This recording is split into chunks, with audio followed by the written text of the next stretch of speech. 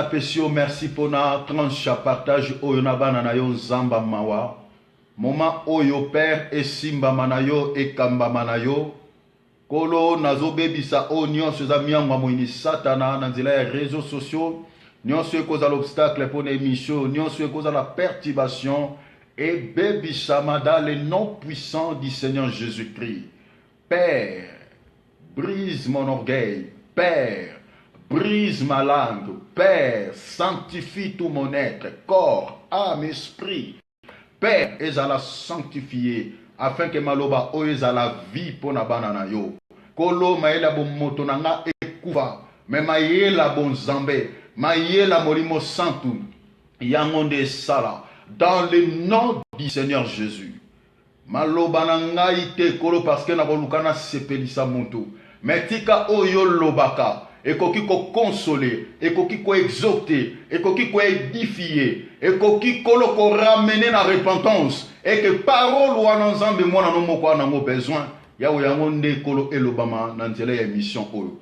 Au nom de Jésus-Christ, na pesio merci Père. Kambam instanso dans le nom de Jésus-Christ. Amen. Kolo Yesu Masia a pambola bino nyonso bozolanda biso na nzela ya émission na biso tosalaka lokola bomesano chaque dimanche par la grâce de Dieu. Donc tozo meka mwa mukie ko partager encore la parole de Dieu avec vous avec la petite connaissance o nzambe apesi biso poto kabla mwa liloba mukie na bino toyaga awa kotalisa batute ke biso to yebi. Mais tu as repensé la pensée du Seigneur. Bible Zoloba, heureux serviteur qui donne la nourriture au temps convenable. Et c'est mon amosali oyo yanzambe apesa kabilei na tango ekoki. Donc toza awa poto pesa bilei na tango ekoki. Bilei na tango ekoki tolobaka tango nyonso ke, c'est-à-dire au moment opportun. Moment où ezo senga ke liloba na nzambe eteyama, moment oyo ezo senga liloba epesama, c'est-à-dire na temps au besoin ezo senga. Par rapport ya bilembo nyonso tozomona koya mwana moto ese kokisami, oyo tozomona ba serviteur de Dieu belé baza ko endormi bana na nzambe, na o nyonso za ba distraction mukilo yo, et ça nous fait mal. Zamba sunga. Tolobara awa pepo na ba faute tolobara pona oya nzambe bible lobi mes brebis attendront ma voix et me suivre. Donc oya nzambe nde ba koyoka mungongo nde bango balandaka ba o bazo résister donc o to bengaka na tolobara bantaba parce que ntaba kokota lola te wa kokota lola les a meme brebis les brebis du Seigneur meme mentaba zalaka têtu donc tozo bende na singa azo piquer même pona bolam na ye. Ozo memo ke laisse matiti mazo piquer. C'est ça ntaba. Donc tozana kata bonzambe tona bantaba na ba meme. Donc tolobara pona ba meme tolobara pona bantaba ti. Donc yango tozo beta sete tozo loba au vrai serviteur de Dieu au bazwa appel ko ute pa ya nzambe. Tozo rosenga na bino vraiment bo mizongi saka. Bo te raté. Moko tika esika na mutu mususa te ya yozwa na mwa tango luga nzambe oyeba si tu es toujours dans la volonté de Dieu ou pas. C'est très important parce que ma amnanya loba lelo eza caractérisé na sens wana. Luka koyeba nanu la volonté de Dieu pour na vie na yo pour na musala ozo sala ya nzambe. Na beta rasete na likambo na lobarango maintes fois, na lobarango en maintes reprises que les services auto sala rapona nzambe côté ya kokene ba voyage par-ci par-là na cadre évangile au tien na réseaux sociaux au taba vidéo tani oyo banda ko servir nzambe na ba anniversaire ba serviteur musu ba feta nzamba sala ngolu nzamba sunga. Donc lobara ke yango ekokoti sa serviteur de Dieu lolate. Kenzamba tali paso yo mona ina musala na inongo nyo kwa maki ala lobi ba petit ya kokota kaka. Okota te. Paul et Salobi alobi nazo kwa asijeti nzoto nanga na boyi après avoir prêché la parole nga mona za la rejeter. toloba tout le temps que possibilité zali otei batulo la quotité eza bongo makam to lobela lelo ya ngwana. Alors na linga totanga no écrit pour lelo no linga nazala mukuse pour na temps nazo linga vraiment nazala mukuse pour na o etali ngonga kolo asa la grâce nazo linga na sala effort na lobo moins d'une heure. Donc nzambe a sala ngolu nzamba sala ngolu tozui Marc chapitre 12. Tozotanga Marc chapitre 12. Tobanda à partir à verset 28. Marc chapitre 12e, verset 28. Totangi na kombo na Yesu Masia. Tokosuka na verset 34. C'est une histoire moko ya kitoko. Donc c'est vraiment une belle histoire. Natanga la Bible mais makamzamba laksinga awa donc na sepe nango makasi. Donc tozana Marc chapitre 12, tozobanda à partir du verset 28. La Bible dit ceci. Un des scribes qui les avait entendus discuter, sachant que Jésus avait bien répondu aux Sadducéens, s'approcha et lui demanda: quel est le premier de tous les commandements? Jésus répondit: voici le premier. Écoute, Israël, le Seigneur notre Dieu est l'unique Seigneur. Et tu aimeras le Seigneur ton Dieu. Simba biloko o parce que tu développer, tu tirer moi leçon spirituelle par rapport à texte autosolobela. Bible lobby, tu aimeras le Seigneur ton Dieu de tout ton cœur, de toute ton âme, de toute ta pensée et de toute ta force. Verset 31, la Bible dit: voici le second. Tu aimeras ton prochain comme toi-même. Voilà second commandement. Il n'y a pas d'autre commandement. Il n'y a pas d'autre commandement plus grand que cela. Ça, c'est la parole du Seigneur. Yoka répond, yoka nino réaction ya scribe. Après avoir le Seigneur pour répondre na question à tunaki, yoka sikoyo réaction ya scribe. Au moment où Seigneur Jésus-Christ est un scribe azolobawa, na souka le Seigneur appuyé à soutenir yé. Aloba ke logo moko. Et logo na ngonde to eza base vraiment ya partage na biso ya lelo. Alors, scribe lui dit: bien maître, tu as dit avec vérité que Dieu est unique et qu'il n'y en a point d'autre que lui et qu'il aime de tout son cœur, de toute sa pensée, de toute son âme et de toute sa force. À scribe, à soutenir kaka penser à Christ. Oh Christ a outi goloba. Et abaki siboui. Alobi, et aimer son prochain comme soi-même. C'est le plus que yokasko awa vraiment nalobi tozo développer si jeune abso na réponse à scribe au Christ a sepé la kinango. Yogeloko scribe alobi. Alobi, c'est plus que tous les holocaustes et tous les sacrifices. Donc, aimer Dieu et aimer son prochain, et ça plus que les holocaustes et plus que les sacrifices. Si Christ a lobi boito, na osonga wana. Christ a lobi boy. Jésus voyait qu'il avait répondu avec intelligence, lui dit: tu n'es pas loin du royaume de Dieu. Et personne n'osa plus lui poser des questions. Dans une émission passée que aimer le Seigneur son Dieu de tout son cœur, de toute son âme, de toute sa force, et veut dire quoi? Parce que il faut l'inganzambe na motema, na molimo na yo, et puis na ba pensée na yo, na makanisi na yo, pe na makasi na yo. Eli kolobani biloko tu batamiana eza par hasard ti. Parce que batumsu batanga la Bible a monelo mot à sauter. Azuka ka aimer Dieu. Non, balobi il faut linga na motema. Pourquoi ba préciser? Il faut pas que sotara ba verset ya moni to lo ba lelo ba doctrine ebimi ebele parce que ba te belé ba sala ba biloko ya atangi verset a katindam. Il faut pas couper les versets. Parce que ça n'a pas spécialiste, ça n'a pas sujet à couper les versets. Il ne faut pas couper les versets. Tant un verset, n'engage Bible komami parce que ça est utile. Bazolo belaka tu aimeras te mais bazo préciser. Il y a précision là-bas. Balobi il faut linga na motema. Pourquoi balobi il faut linga nzambe na motema? Place to vandi yangwana. Ko kende te na balobi kaka linga nzambe te. Pourquoi balobela motema?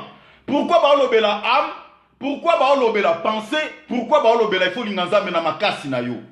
Biloko wana tout, il y a toute une explication dans les Écritures. Avant to simba projet, to simba réponse à script.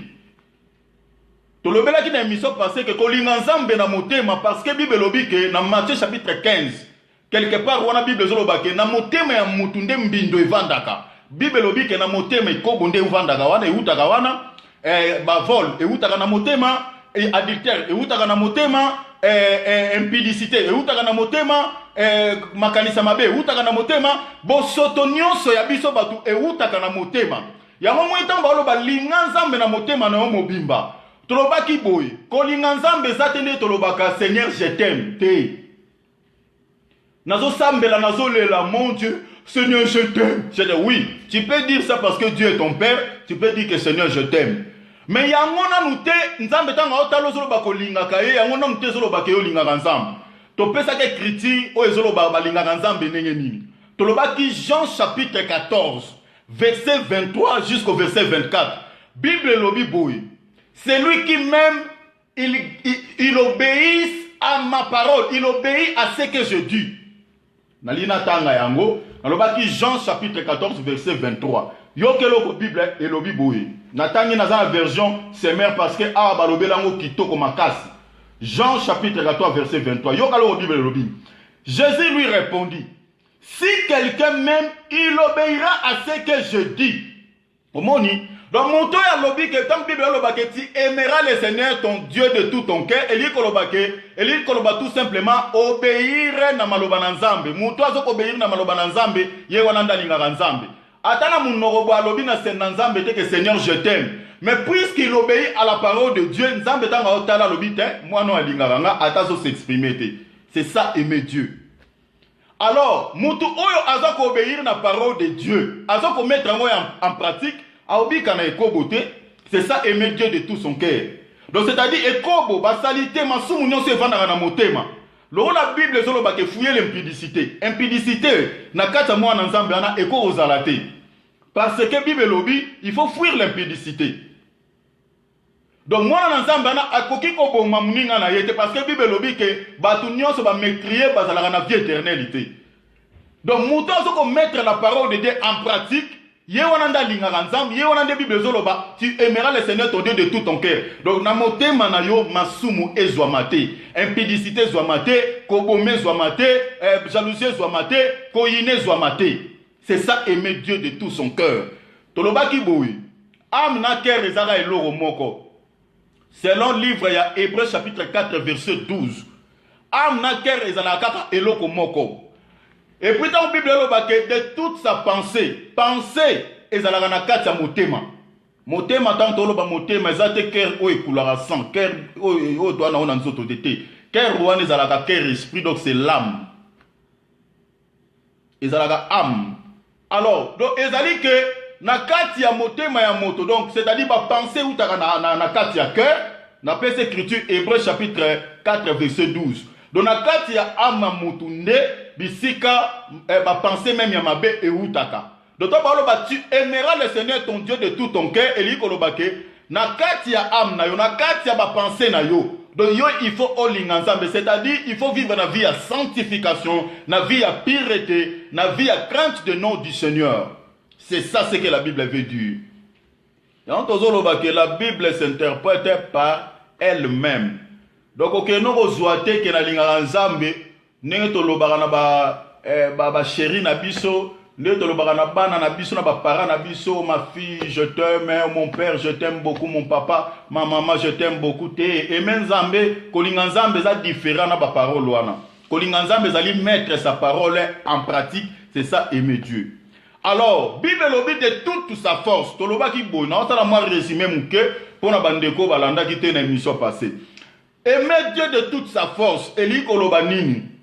Pourquoi ba lobe la force? Sorotangi na Luc chapitre 13 verset 24, Bible lobi, efforcez-vous d'entrer par la porte étroite, car beaucoup chercheront à entrer et ne le pourront pas. Alors, mutu oyo alinga kanzambe a fourni sa effort pour akota na porte étroite. Porte étroite c'est nini? Porte étroite ezali Bible lobi na Matthieu 13, Matthieu 7 et 13, Bible zolo bakeza chemin ya vie. Chemin ya vie. Or que le chemin et la vie ezalaka à Yesu. Bible lobi je suis le chemin, la vérité et la vie. Donc Jésus-Christ c'est lui le chemin. Donc on va lever la porte étroite et ande Jésus-Christ parce qu'il n'aime tapia la vie. Mais si quoi babi chemin oza facilité, ça resserré et ça étroit. Donc, Bible lobi, beaucoup chercheront à entrer et ne le pourront pas. Pourquoi? Parce que ils ont mouké za kaka mingi, ils ont passé. Si vous avez la kaka ya chemin étroite, difficulté à kokota na chemin ne liko loba nini. Difficulté à kokota na chemin n'a rien d'autre que ba tribulation pe ba épreuve oh toko sibir, tozo sibir pendant que tozo ko marcher na Christ pour na kokota lola. Yango mona na acte 14 quelque part na verset 24 ou 26 Paul azoloba que c'est par beaucoup de tribulations qu'il nous faut entrer dans le royaume des cieux. Donc il faut passer dans les preuves. Chrétiens ou les cas dans les preuves si elle les a raté pour naïe. Si elle les athée. Si elle les athée parce que foi na ils a approuvé te okota nengeni yo foi les gars na moto te. Okota comment? Okota comment? Yo foi na yo les gars na moto te okota comment? Donc Bible lobi chaque enfant qui naît à Dieu doit être éprouvé. Hein? Selon 1 Corinthiens 10, 13.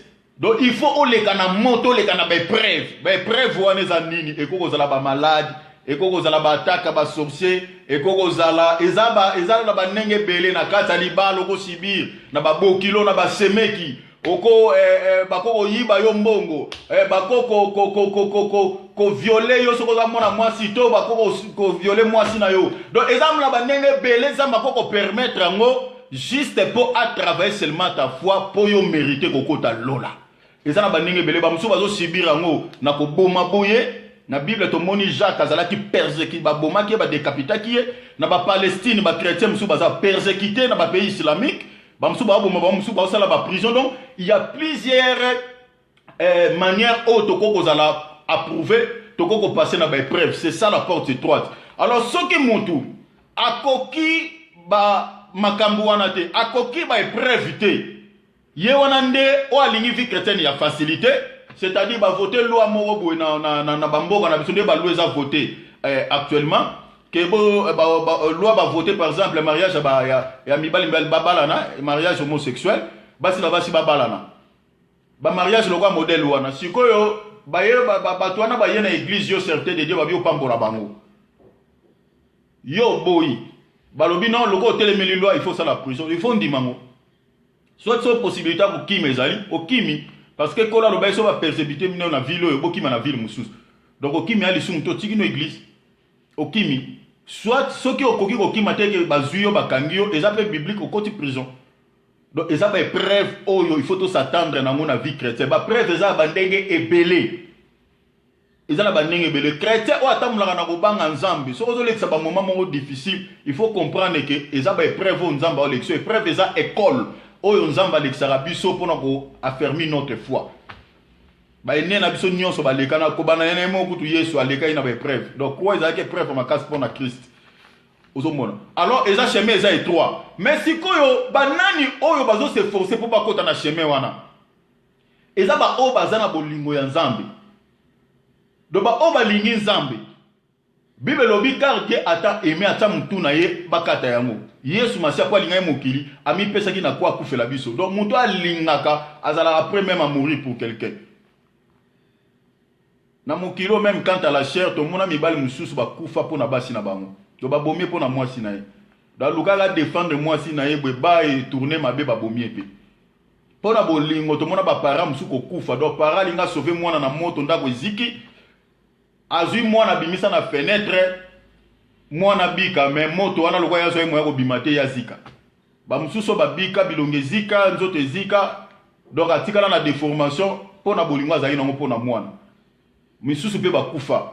Donc muto alingaka azalaka prêt à se sacrifier même pour na muto. Donc muto alingi Nzambe après quelles que soient les épreuves, à quoi il céder dans Satan. Quel que soit quand nous avons l'équisaïe, Aza prêt à mourir. Tout le monde va apôtre va koufa à cause parce que balinga qui tellement zambé, ba koka ko trahir la vérité et ko linga wane memi ba ontina liwa. Jacques Azala qui décapité parce qu'aboya qui se corrompt, aboya qui compromission, aboya qui Nathan wana batune bande ko kanga ba mu ba boya qui bate évangile à Christ, ba mo ba quel que soit du gré ou de force pour prêcher. Paul ou nous ne parlons pas.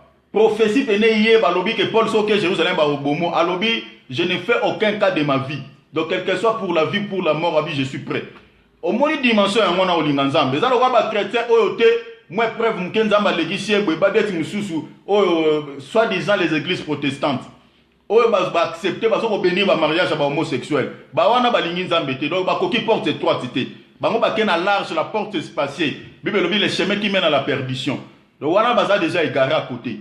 Donc, aimer Dieu de toute sa force, c'est ça chrétien ou quelles que soient les épreuves, à ce qu'on fournit des efforts pour qu'il y ait hérité la vie éternelle. C'est ça, aimer Dieu de toute sa force.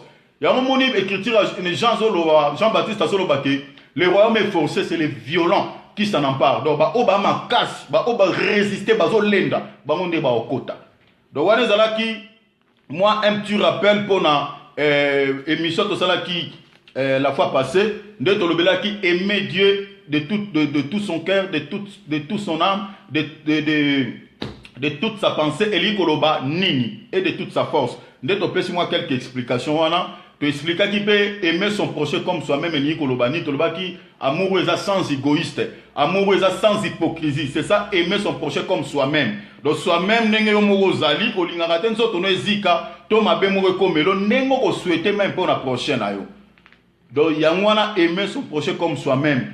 Donc, aux autres, la titre, noté pour nga tanga mingi, ya tanga tete, aux autres, la yangote.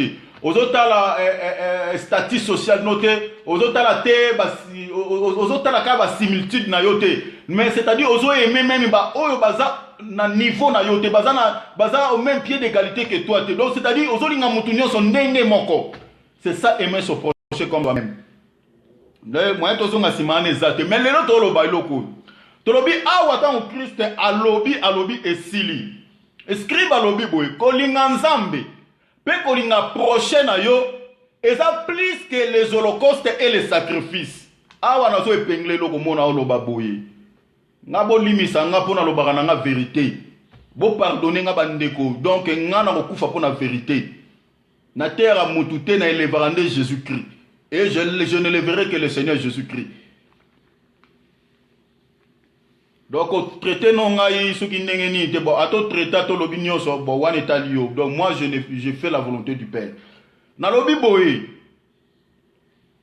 aimer Dieu et aimer son prochain, scribe à l'obi que c'est plus que les sacrifices et les holocaustes. Bah sacrifice est belé auto ça la rapport en Nzambe. Celui to ça na bolingoté pour Nzambe. Et que tozo na zolo ba bolingo pour Nzambe, c'est-à-dire qu'obéir à sa parole. Ce qu'on a la bolingoté pour son prochain. Bah sacrifice si tout ça le rapport en Zambie, et ça nul et rien. Et ça pamba. Au côté non loloté. Parce que quand on scribe à comprendre et penser à Christ, Christ a dit scribe balobi o amusika te pour côté royaume de cieux. Donc mutu o ya comprendre que l'inganzambe za la nini, o ya comprendre aimer son projet za la nini, mutu anande au côté lola. C'est là penser à Christ né Christ à répondre scribe. Donc, le sacrifice au sein de la Nzambe belé, au long au voyageur, aux Alaki na France au Tei, ba invité en Allemagne au côté, ba invité en Nini, aux autres ça la croisade à Mine, nous avons une église à 5000 membres, 10 000 membres. Yango tezo lobake yo non servi Nzambe bongo au côté lola. C'est pas surprise des alamakas les jours d'enlèvement. Kolinga Nzambe n'est rien d'autre que faire la volonté de Dieu. Ah on a penglé no komoko, na ko tsango ta on a tsango pe sous-thème. Aimer Dieu consiste à faire sa volonté. Donc, mon temps, ça va sacrifice pour Nzambe. En dehors de sa volonté, Moussala to sala pour Nzambe. Pamba. Pamba. Je le dis devant le Seigneur, je dis au nom de Jésus. Sacrifice au bagène au côté 30, 21, 40. Yo, attends l'équipe Christ au bêtis 100. Mais tout le monde maman m'a bêta 100. Ba sacrifice tout ça Pamba. Servir Dieu en dehors de sa volonté au côté à l'olaté. musala to salaki eza ya pamba.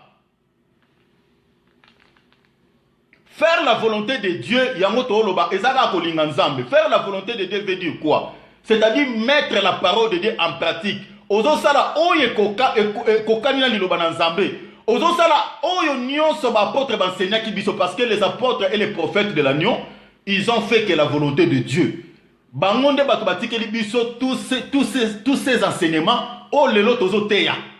Alors ceux qui yozo teya un enseignement, ozo pesa un enseignement. Oyo eza enseignement ba apôtre ba pesa kité, ozo sala o eza quelque chose en dehors de la volonté de Dieu. Donc pour na yo récompense zate ciel et zate. Parce que tu as servi Dieu en dehors de sa volonté. Nazo pesa écriture boloba tam susu ozo lobeza na écriture te. Nazo pesa écriture. Yoka volonté nzambe place za na pesi hébreu. Nazo écriture à Hébreu chapitre 10. Tozo tanga à partir ya verset 7. Yoko mona volonté nzambe. Mutali boso o ayaki kosala volonté nzambe na mukilo ezalaki nani. Prenons Nazu Hébreu chapitre 10 à partir à verset 7. Tozotanga, yokelo écriture et lobby. Alors je dis, voici je viens.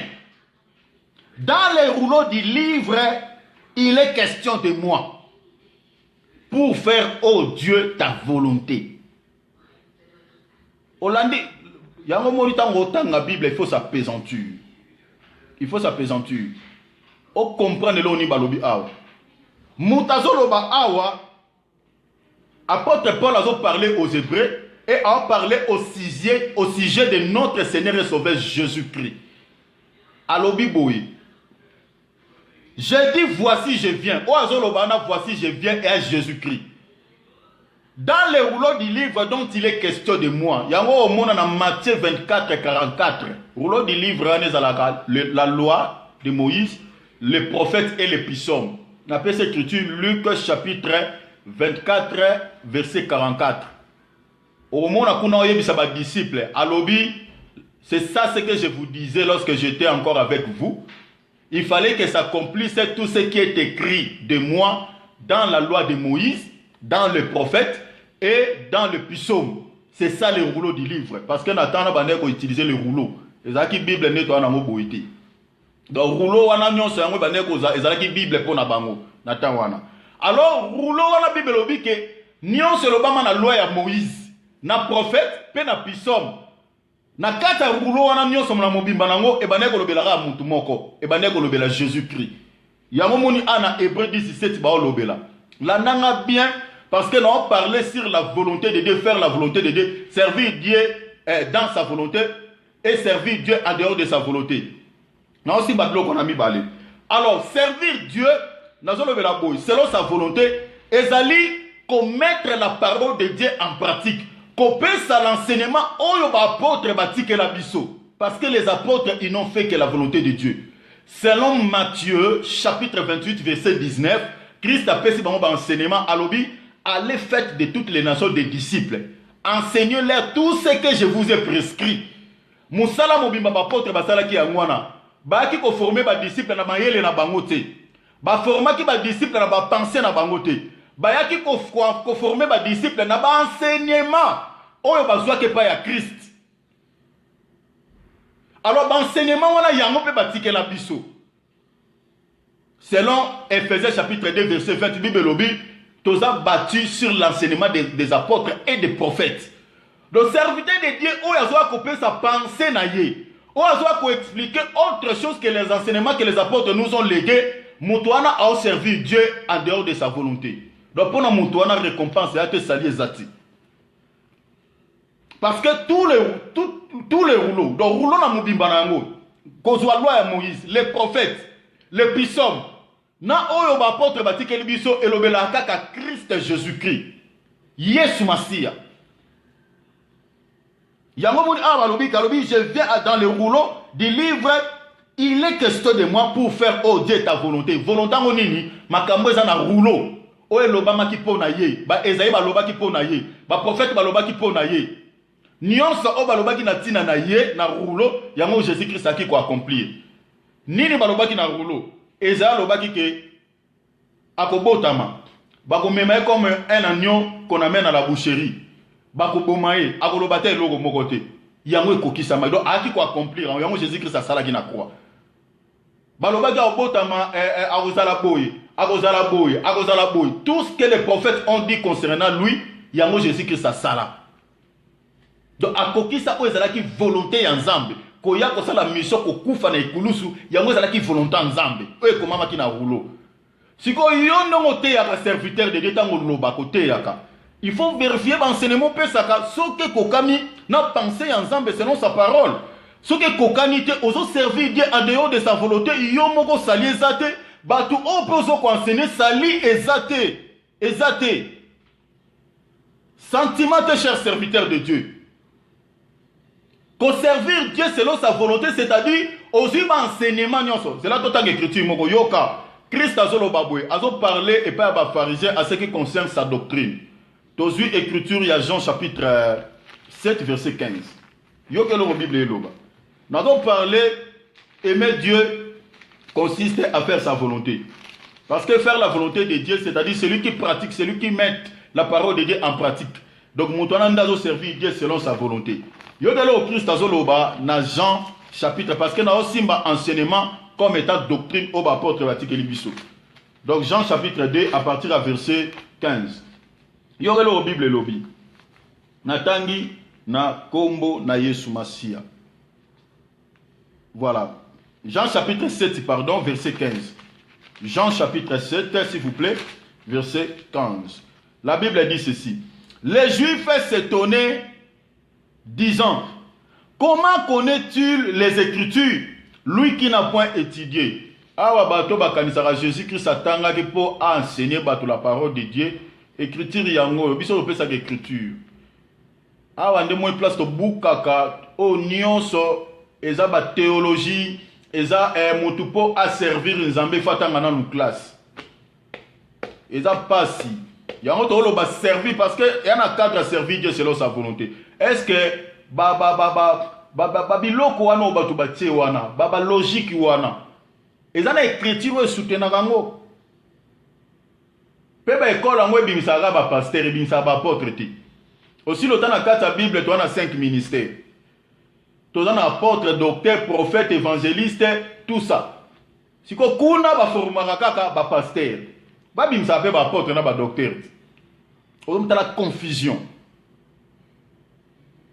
Yango moni lelo tozana batu o ba benga matena ba buma mama na bango bazo te habiter ya teya bazo te n'importe quoi et bazo ko égarer plusieurs personnes dans la voie du Seigneur parce que o benga mate o ko sala nde o tangi nde sali nde nchiki après bazu nzamba sunga nzamba sa la grâce je dis ces choses avec beaucoup de douleur dans le cœur. Jésus-Christ n'a pas étudié et ils ont étonné même on a épinglé quelque chose. Jésus-Christ a tant à quitter pour appeler ça nyon soit bané ko pesa même bas scribe pharisien ils ont léqué la bango parce que mon pas comme scribe il faut tanga ils ont au moins 40 ans mais Christ a fait son enseignement ils ont léqué les autres dépassé entendement ya bas scribe ils ont léqué la mayele na bobo oh mais to yebi nga botami atanga ti mais o azoloba o azwa ngo wapi elegeli bango. Il y a au moins parmi les disciples au Christ Azwaki, à part Matthieu Lévi, Moutazalaki moi, Moutana aussi en fonction publique, donc Azalaki peut foutre ça impôt. À part Yogo, on a évité ce nom mais les restes, Bamonio Soana, Bazaki Batoumo Batangati. Selon Actes chapitre 4 quelque part, Pierre, Jacques, fils. Excusez-moi pour la moins interruption, oui, Salamaki. Donc, Nazo Sen la bande de tout au Bozo Landanga. Parce que je suis en direct. Donc, aux hommes même Pierre, apôtre, tout bazaki na Christ, la plupart des cas batangati. Bazwaki ba formation mon côté dans makam tout ba loba Bible yo, ne totanga Pierre banani tout, eza bazoba. Gloire Seigneur. Donc bato batangati, o to benga le ba illettré, nde ba komeli biso presque yo. Moi une bonne partie ya makambo to na Nouveau Testament pe na ba épître. Ozo mona batanga te. Moi Matthieu moi mke mutu mona na net atanga parce que on a ça na fonction publique azaki muta l'état.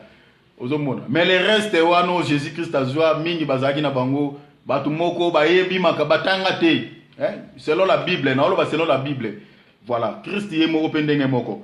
Wana zaki moi parenthèse amuki. Mais yoga siko mutatanga te makamba oloba. Abiboy, nazana Jean chapitre 7 verset 15 à 17. Dans le verset 16. Jésus leur répondit: ma doctrine n'est pas de moi, mais de celui qui m'a envoyé. Si quelqu'un veut faire sa volonté, pour comprendre. Si quelqu'un veut faire sa volonté, sa volonté, pas ta volonté. Sa volonté, la volonté de Dieu. Donc, si quelqu'un veut faire sa volonté, c'est-à-dire, la volonté en Zambé. Si quelqu'un veut faire sa volonté, alors, il connaîtra si ma doctrine est de Dieu ou si je parle de mon propre chef. Donc Christ a parlé de yamomoni na rouleau Bible lobi ke alobi na eko kokisa volonté ya papa ya makambo e komama na rouleau pona nga. Donc monique Christ même awa zo bisa ba scribe ba bisa ba juif alobi ke na yaki awa kosala ka volonté ya mutu moko. Abi doctrine mo bomoni na za nango. Na so ko accomplir sa volonté. Et ce qui mutu o azolinga asa la volonté na ye ako comprendre doctrine nini nga na nango. Yango moni soki mutu asala ne volonté nzambe te a comprendre te même enseignement tout biso to pesaba makam tout te aka o lobake non parce que mutu ozo servir Dieu à dehors de sa volonté a comme anti vérité alinga ko yoka memba ningati yoka la zota mwata ya ko yoka vérifier buka non moi orgueil na yo biso tout to salaki na ngambo wana ezana ngo kala mingi te kolo a ramener biso lelo na enseignement o to zanango. Biso tout ozaki na ngambo to baneko percevoir badi offrande ya offrande du prophète to baneko lia yango donc nyonso to sala yango donc makambo ngana lobaka lelo to wuti na égarement donc soye merci Seigneur parce que soye so yaki to linga to keta msuli felu ko résister te nazolo bela bana ya papa na lobi ko résister na ote zonga sala volonté nzambe ko lukato te ya kapo otala ka full ozana ngona église ko lukato te ya po o sepelisa batu Luka osa la volonté nzambe. Volonté nzambe na olobake eza doctrine ya Christ. La doctrine n'est rien d'autre que l'ensemble des enseignements des prophètes et des apôtres de l'agneau qui nous ont légués. Yangwana ne doctrine à Christ. Yangwana Christ azoloba awa eza volonté ya papa, volonté ya nzambe yango wana. Si qu'on se servir Dieu en dehors de sa volonté, yomo serviteur de Dieu ciel les athées, batozote ya ciel les athées. Alors, conserver Nzambe en dehors de sa volonté est ani. Conserver Nzambe en dehors de sa volonté, c'est-à-dire, on peut sa pensée na yo, ainsi qu'on peut sa pensée à Christ. C'est ça servir Dieu en dehors de sa volonté. Ozo copter biloko ya mokili oyo, ainsi ka ozwa modèle ou ba porte ba tikela biso ya mondo présenter ba na Nzambe, ozo créer ba stratégie, ozo zwa oyo siècle peu des fois ils ont présenté biso pour au prêcher au évangile par rapport à cette occasion, par rapport à cette circonstance. Dès que le 8 mars, combien des églises ont profité de cette occasion pour rassembler les enfants de Dieu? Nzamba Sunga, que le Seigneur Jésus-Christ pardonne également. Nous allons avec beaucoup de tristesse. Même pour ça, là. Bana, et ça passe, et ça passe, et ça passe. Atato lobineni. Atato salineni. Ok, zouabiloko oyo mokili. Déjà, origine nanu ya fait wana. Botanga. Betaka na Google na téléphone na yo wano simbaka. Beta na Google la fête tout ça. Ne va bien ngamo soki nini. Fête ça va femme le 8 mars. Beta yango do fête des femmes et aussi fête internationale des femmes dona linga boye bango pété parce que nazana posa na ngoti beta yango na Wikipédia na Google au mona fête wane bandi quand au mona nini o ezalaki révolte ba femme européenne ba femme américaine na États-Unis beta yango otala pourquoi ba se révoltaki tala yango ezalaki ba femme chrétienne païenne basi ya mokili oyo nde bazo réclamer bakoma au même pied d'égalité que l'homme.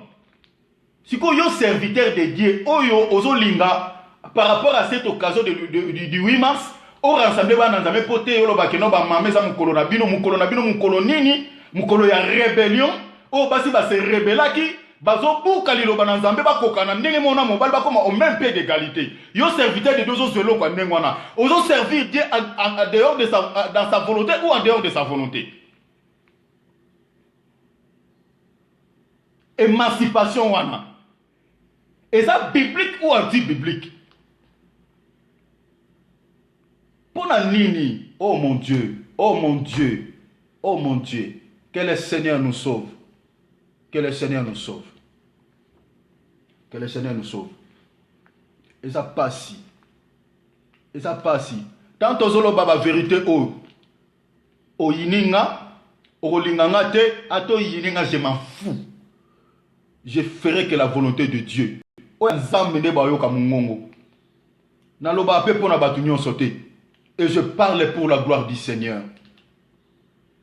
Ba salité o le lezo kota na église. Eza loka na osolanda konanga moko. Alobi moi oyo to pesa mo kaka ba mama. Donc occasion ya 8 mars to pesa mo ba mama. Oko pesi ba mama. Siko luka beta le 8 mars wana oyo ba nini oyo bimaki na kata le 8 mars oyo sala ke ba honorer mukolo wana et comme lelo fête des femmes. Beta titala yango. Oyo ba soki nzambe penser nzambe soki écrit to Bible zo soutenir eloko wana.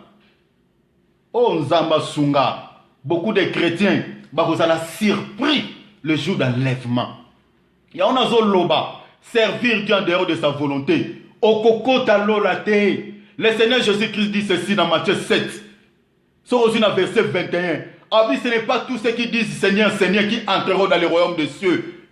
Mais c'est ceux qui font la volonté de mon Père. Bah, oh, bah, ça la mokano papa. Oh, bah, ça la volonté en Zambé. Bah, oh, bah, ça la volonté en Zambé. Bah, oh, bah, respecter les enseignements du Seigneur Jésus-Christ. Enseignement au Christ, apesi na ba apôtre, apesi na ba prophète. Oh, bah, apôtre, bah, tikeli biso. Bah, moi, nande, bah, ça la volonté en Zambé. Bino, oh, bozo, so biloko ya siècle, oyo. Bible, le bino, mkanda, Romains, chapitre 12, verset 2. Ne vous conformez pas au siècle présent. Bible lobi nous vivons dans ce monde mais nous ne sommes pas de ce monde. Pourquoi tous ceux qui se conformer dans le siècle haut? Tous ceux qui sont le 8 mars. Tous ceux qui profitent de cette occasion pour te prêcher l'évangile, soit déjà tous ceux qui moi te prêcher ba maman. Qu'est-ce moi homo bimane na osolana de konanga bi moi homo mbato piango ba maman.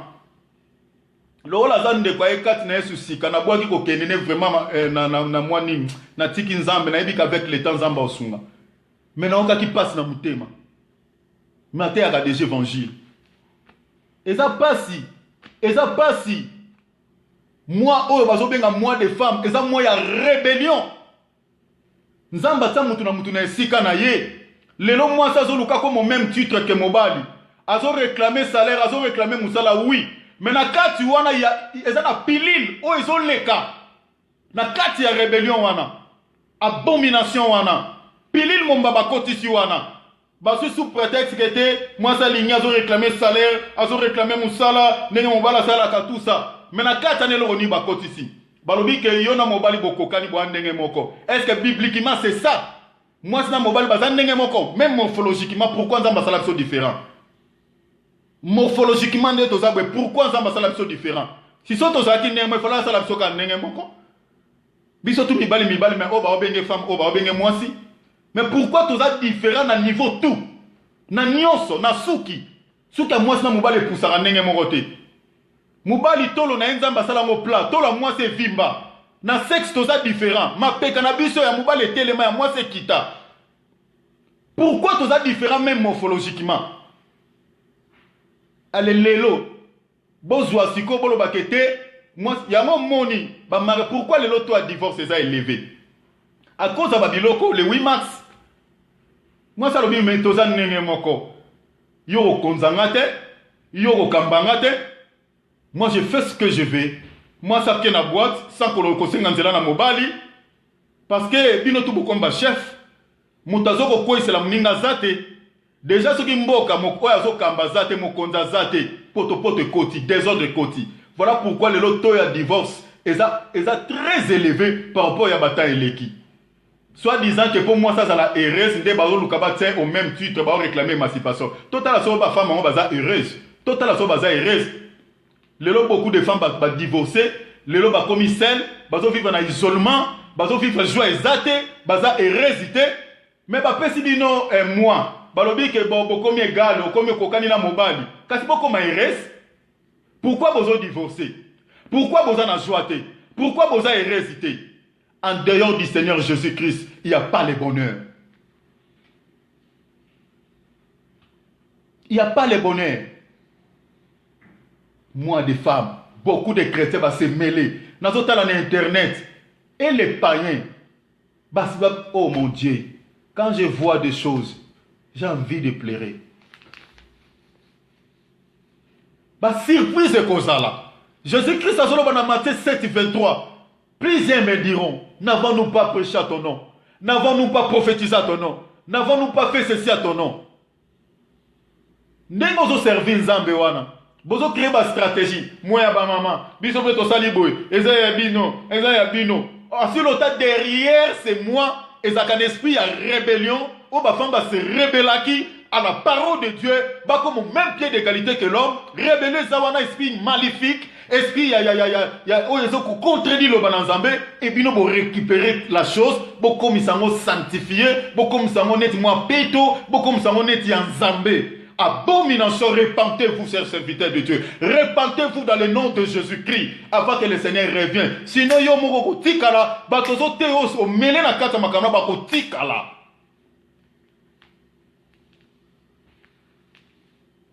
Moi des mamans, moi des femmes.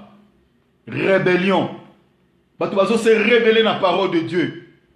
Bible solo bate que moi si a le même pied d'égalité que l'homme. Bible le binom kanda Ephésiens 6. La femme doit être soumise. Moi c'est Seigneur là se soumettre na mobali. Et ça dit si qu'on nzamba place à moi si. Nzamba tsa mutu na mutu na esika na ye. Ati mobala lobi l'homme est le chef de la femme. C'est écrit dans la parole de Dieu. Moi si na mobali bazalaka ndenge mon côté. Bazana niveau mon côté. Et ça ko banana nzambe ye moko. Et uti na mutu tse. Si tel était le cas, pourquoi moi si na mobali nzamba kela ki bango ndenge mon côté? Akela ki bango mbala mon côté.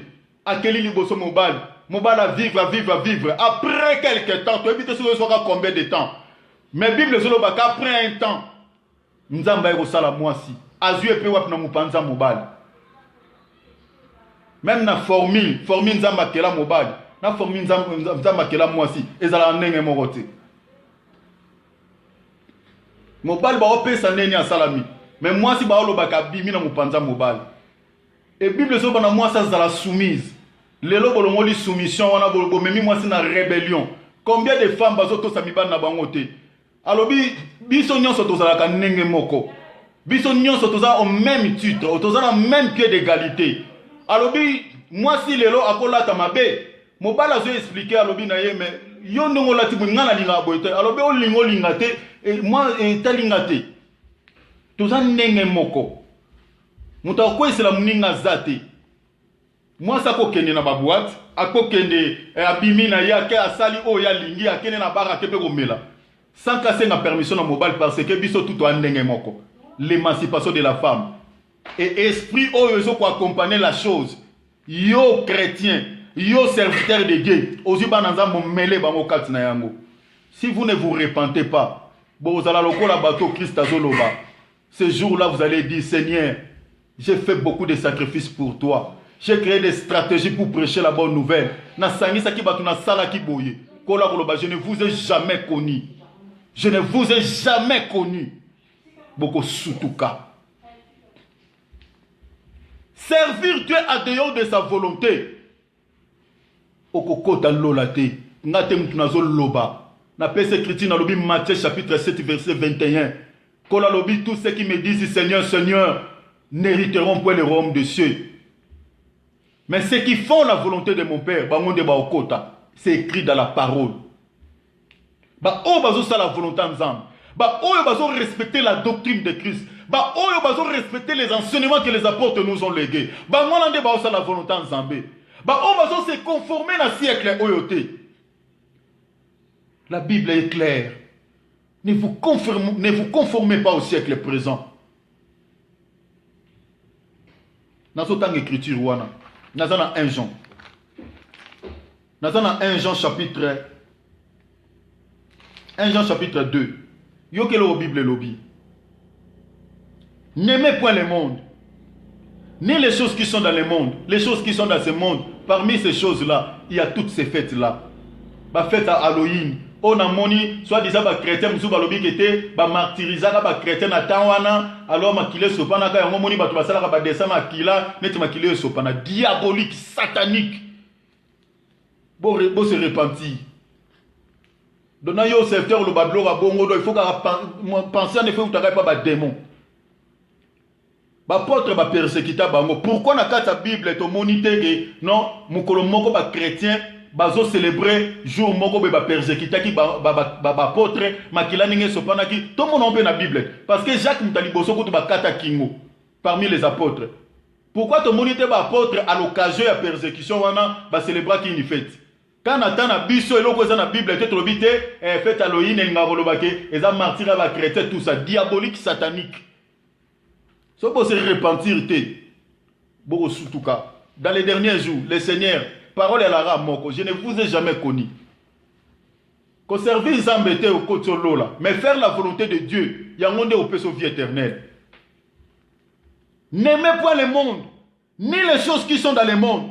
Si quelqu'un aime le monde, l'amour du Père ne pointe à lui. Osons que la Bible est là.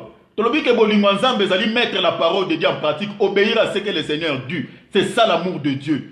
Alors, mutu oyo alinga nzambe te ozo linga mokili. Donc c'est-à-dire, ozo copter biloko mokili, ozo copter ba fête mokili. Ozo copter onion so mokili ozo présenter biso au côté même na bonzambe, na kati église soit disait comme sanctifié pour boire ba chrétien. Bible lobi ke bolinga nzambe na mutema no tikala kozalate. Bible lobi car tout ce qui est dans le monde, la convoitise de la chair, n'est pas fait c'est la chair, mon lit mo zate na fête le 8 mars. Atabo sanctifiango, atabo tangelango komba Yesu. C'est charnel, diabolique, satanique. Bon zambé zate. Bible me te lobi, tout ce qui est dans ce monde n'est rien d'autre que la convoitise de la chair. Tout le monde a internet, bato bazo lia bazo mela. Basi musu balati mabe. Musu kuna mwena internet, likola osombara maputa. Basi musu bakei ba maputa na boutique moko be bakangi bango. Soit disant ka po ba tongsa na bataire basala ba fetio. Tala basi musu na maputa ngo balati exposer nudité na bango nyonso libanda. Allez, bilo ba bongo bozui bo komisango ya bonzambe. Que le Seigneur nous sauve. La convoitise de la chair, la convoitise des yeux, l'orgueil de la vie ne vient point du Père. Biloko te uti na nzambe te, mais vient du monde. Te uti na mokili. Nzo kande Bible Christ azo sala prière sacerdotale azo loba boy. Abi papa na tiki bango na mokili me baza ya mokilité. Biso to zalaka ya mokilité. Poto vivre selon le monde. Biloko to mokilo ezo uta na mokili. Biso to za ya mokilité. Bible lobi nous sommes les citoyens du ciel. To zalaka likolo. Bible dit affectionnez-vous aux choses d'en haut. Notre affection fait aux choses d'en haut. Les choses d'en haut sont quoi? Les choses d'en haut n'est rien d'autre que les enseignements des apôtres et des prophètes au bâti que la bisso. C'est ça les choses d'en haut. Maintenant, tous les biloko à mukili oyo. Bible oyo ute panzambete. Do biso na mukili to kokani sali ezati. Yoka verset partout, verset 17. Bible dit, et le monde passe, et sa convoitise aussi. Mais Yoka, mais celui qui fait la volonté de Dieu demeure éternellement. Le bateau va vivre éternellement. Bateau vie éternelle et paix samedi bango, ce sont ceux qui font la volonté de Dieu. La Bible est claire. Yoka vivre dans la convoitise. Ozo copter ba fête à mukilo. Ozo copter ba biloko mukilo. Obi na Halloween et bimi na ba païen na ba na nzambe soit oh Seigneur, oh Seigneur, oh mon Dieu. Pourquoi ka ba païengo makambo o esepelisaka nzoto bino na bango bokutana. Maintenant comme par exemple tozolo belake non, tozo célébrer sur la sanctification. To célébrer le mot sanctification. To tamla surtout na kobanga nzambe. Côté na ba païen bazalaka te ba kimi. Ba kimi, pona kobanga nzambe ba kimi. mais makambo oyo ezosepelisa musuni bapayen baye balobi kete biso na bakretien na biso tout osangana. Bozomona confusion. Donc on a ba chrétien lelo ozoyeba te ba chrétien to ba païen, Laodicée, ni chaud ni froid. Donc la lumière bazali na ténèbres pe tozomona bango. Confusion. Tant on vivre yango, septième église à Laodicée. Confusion. Donc ba païen ba na kata makambo wana, ba chrétien na kata makambo wana. La confusion totale. La convoitise. Les chrétiens vont vivre dans la nostalgie. Tellement ba kokate ko zongela o basala kina mokili, alors ba profiter na Babylone lo ba feto. Donc mon occasion mo ate biso to be non lo la nzambe. Ba nostalgie mokili. Ya monde yo sala no vivre comme ça. Les nostalgies. Et ils font n'importe quoi. Ba feto ennemi rébellion, ça rébellion. Ba feto rébellion. Servir Dieu en dehors de sa volonté, vie éternelle et athée. C'est ça ce que nous avons lu. C'est clair. Vie éternelle et athée. Il y a un moment dans l'écriture, il y a Matthieu 7, 21, on ne va pas sali volonté, on ne va pas lola. Mais si on servir Dieu en dehors de sa volonté, il n'y a pas sali, chers serviteurs de Dieu. Il n'y a pas sali, chrétien, il n'y a pas sali. Voilà pourquoi pour nous souki ça. Nazolo baboui. Ton lukato se peli sabatouté. Ton lukato se peli sabatouté. Serviteur de Dieu chrétien. Luka o se peli sans zambe. Luka o sala mokano na nzambe. Mokano na nzambe, Jésus-Christ aloba na Matthieu 6. Habita bon de la boloba Seigneur, notre Père qui est aux cieux, que ton nom soit sanctifié, que ton règne vienne, que ta volonté. Luko e baga volonté nzambe. Volonté nzambe na ba dimension belé mais na fungola le mwa muke pona temps na aspect wana. Parce que même na kata prière, si vous opposez en dehors de la volonté de Dieu, prière les ala non exaucée. Selon l'écriture, il y a un jour quelque part. Donc prière n'est non exaucée. De la volonté de Dieu, c'est-à-dire, mon toit en dehors de la volonté de Dieu, c'est-à-dire, mon toit prier en dehors des promesses de Dieu. La promesse ensemble les Écritures, la parole de Dieu. Par exemple, aux bon de l'ordre Seigneur, yo lo baki senga ba kopesa yo. Omoni, wana mta bon de la selon la volonté de Dieu. Parce qu'il est écrit que demandez l'on vous donnera. Mais au bon de la dame susu, nzambe ngai mwana na yo, ngai mwana na yo. Mais ozo simbe écriture ezolobela yo te ke yo za la mwana na nzambe. Écriture exacte, prière wana za lokozo bon de la en dehors de la volonté de Dieu. Il faut aller dans nzambe que tu as dit Seigneur à tous ceux qui t'ont reçu, à ceux qui croient en ton nom, au peut pouvoir comme abana na yo. Donc ngana mwana no. Omoni ozo rappeler nzambe. Yango mona Moïse. Tant nzamba olinga frapper peuple juif, Moïse a télémi à la brèche, nzamba siliki. Alinga boma Israël moma a exterminé bango. Moïse a rappelé nzambe malobani alobi Seigneur. Bible yom to lobi na mobeko lobi que vous allez la miséricorde, vous allez la compatissant. Omoni. Donc nzambe akomaka faible na maloba oye mora loba. Et yango kitaki kanda nzambe. Donc tant aussi nzambe selon sa parole ne prière à exaucement, c'est ça prier selon la volonté de Dieu. Maintenant au bon de là en dehors des écritures. Donc ils ont prier en dehors de la volonté de Dieu. Voilà la Simon à moi aspect mouké parce que tu as parlé sur la volonté de Dieu.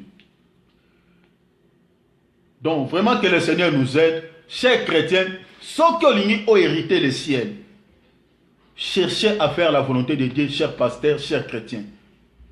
Servir Dieu dans sa volonté. Si on servir Nzambe en dehors de sa volonté, on a créé une stratégie, on a créé un sacrifice aux sala. Il y a une occasion où sala que Nzambe a kokota lola to apesa yo sali. Mon cher frère, détrompe-toi. On a la surpris dans les derniers jours. Au kotate. Parce que Bible lobi ba nyon sote ba lo ba Seigneur Seigneur. Nengo ganga gana yaya Yesu azali Nzambe. Ah, so que zo sala moi dehors de la volonté de Dieu. Ozo prêcher dehors de la volonté de Dieu. Ozo sala ba voyage missionnaire en dehors de la volonté de Dieu. Nenge zate na écriture. Pamba, o sala pamba. Donc ba stratégie tozo luka na ba peine tozo mona pas ya pamba. Ya omoni batu wana Bible ba ke bangwana nde ba o réclamer eh Seigneur. Nyonso nga na sali pona yo. Na sakoli po na yo na salibwe kola lobi na yeba ki na ngani osono na osalati do e ozala kolela yango batu ba ebele ba olela ba ebele ba kolela ta kola e biseta la chemin ezalaki préparé pour na diable Yango la chemin perdition bokende. Que le Seigneur nous aide.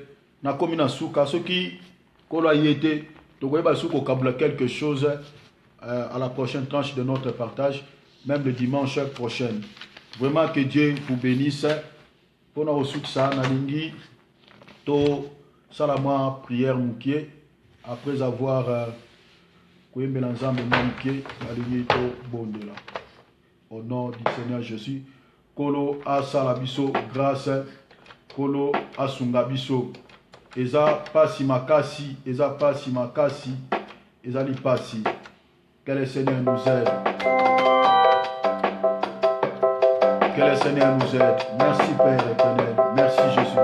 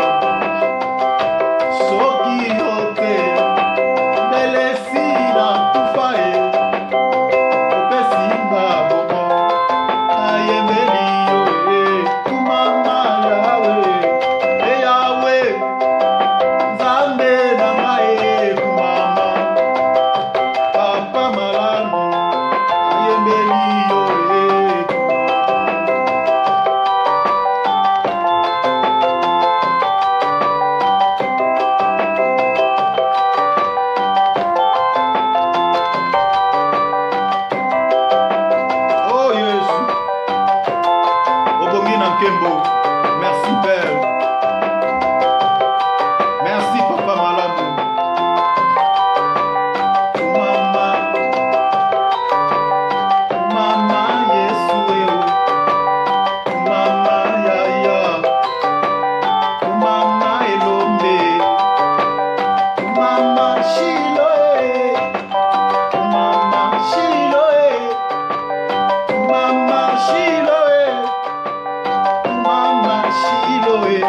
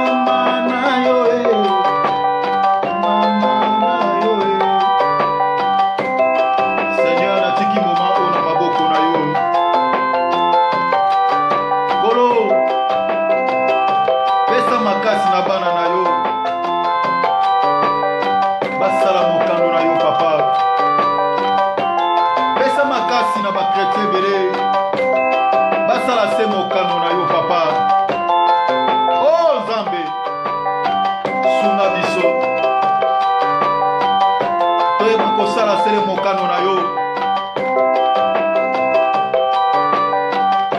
tosala oyo nyonso ekomami na makomi yaya torespecte oyo bapotre batikeli biso. Seigneur, aidez-nous, sauve-nous au nom de Jésus. Sala biso grâce. Oh Nzambe na ngai.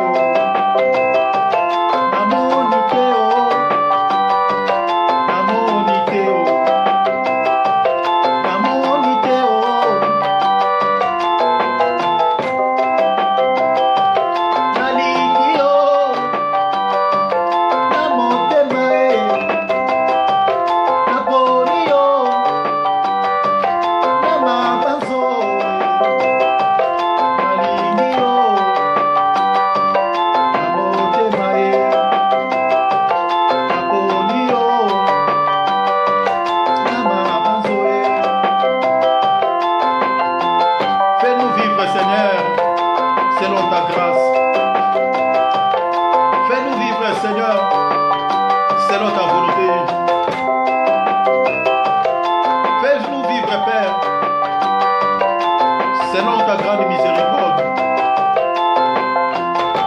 Au nom de Jésus.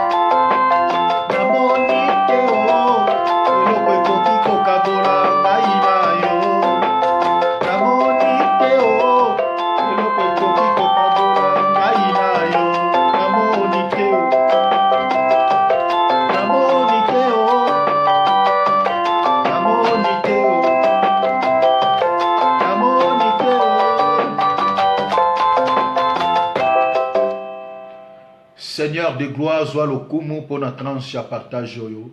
Bénir de konyon soit la ningai, na penepe na musika. Tika nzambe, oyeba kozong sa ba nyons baza égaré. Ba nyons o bazo servir en dehors de ta volonté que lo ramener bango na droit chemin.